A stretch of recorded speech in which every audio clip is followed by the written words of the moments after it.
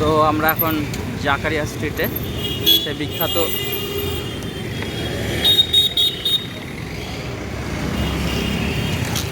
খুব ফেমাস এসছি আমরা। কি না, আমরা ফুড ট্রাভেল করবো আজকে। চলো। ও কাঁঠালের পাতা, বুঝলে, সামনে বকরিদ না, কাঁঠালের পাতা বিক্রি হচ্ছে। হ্যাঁ হ্যাঁ, এক্স্যাক্টলি, কাঁঠালের পাতা বিক্রি হচ্ছে। কেমন দাম জিজ্ঞাসা করো তো? এবার কত করে কাঁঠালের পাতা? 20, 350। বকরিদের। হ্যাঁ, দুম্বা কেনা হবে। হ্যাঁ,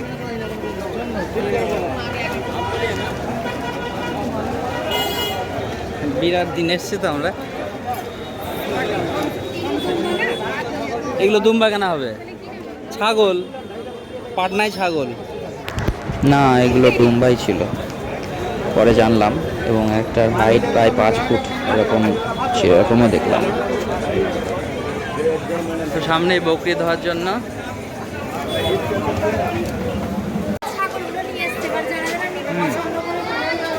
হ্যাঁ, ওই বকরিদে বিক্রি হবে। তো আমরা পৌঁছে গেলাম সেই ফেমাস রেস্টুরেন্ট দিল্লি 6-এ।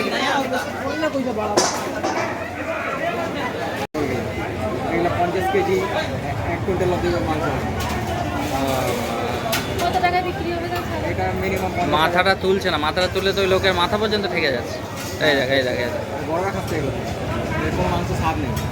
তাই দেখতে সুন্দর, যেটা হাইব্রিড।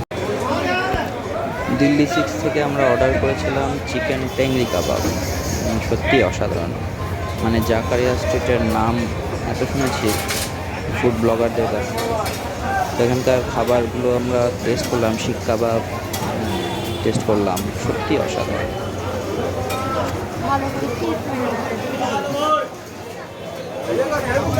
বকরিদের আগে জাকারিয়া স্ট্রিটের এই অবস্থা। নাখোদা মসজিদে আমরা নামাজ পড়লাম মাগরিবের, তারপরে বেরিয়ে সুফিয়াতে ট্রাই করলাম কাবাব। ওখানে না পেয়ে আপাতত লখনউ হাউসে। এই যে আমরা সবাই মোহাব্বত কি স্বরূপ। ব্লগ বানাতে পারি না, সেই জন্য আমি আমার স্কিনটা পুরো হচ্ছে রাইটের জন্য। না, বাজারটা ভালো। তো যে দোকানটার নাম আমার আব্বা খুব করে, প্রচুর নাকি এখানে এসে খেয়েছে। তো আমাদের ফুড ট্রাভেল আপাতত শেষ হলো। এই চত্বরে বেশ ভালো ভালো কিছু স্ট্রিট ফুড খেলাম। আপাতত যাচ্ছি কলেজ স্ট্রিট কফি হাউস।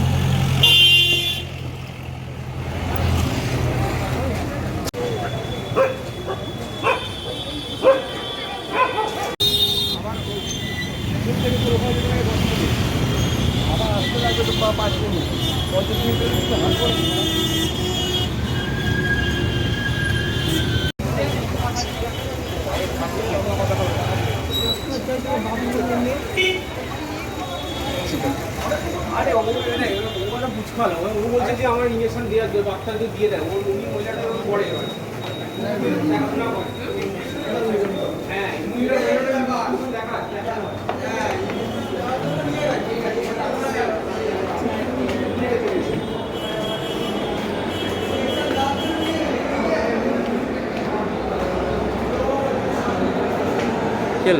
চল, যেখানে পরে হলেও পরে চলো।